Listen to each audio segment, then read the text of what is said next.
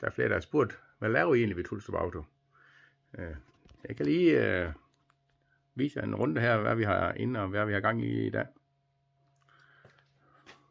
Chrysler Imperial. Jeg skal 12-syn. Det er en 58'er.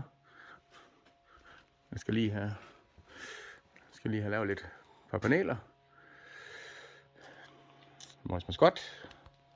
Toppakning. Den var ikke helt i orden. Der var sgu hul imellem 2 cylindere. Opel Kaptajn. Ved forskærmen, der lige skal have lidt reparation. En Osi. Kun produceret i 74 eksemplarer.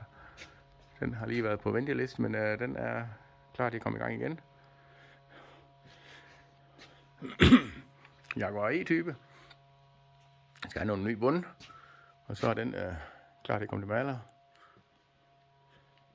En fin gammel Lancia også. Italiener.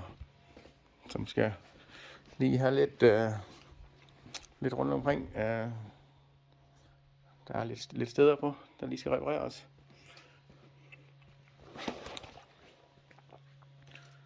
Og så har vi en bitte racerbil, vi skal se, om vi kan få det at køre. Jeg ved ikke lige, hvad vi skal bruge den til endnu, men det finder vi nok ud af.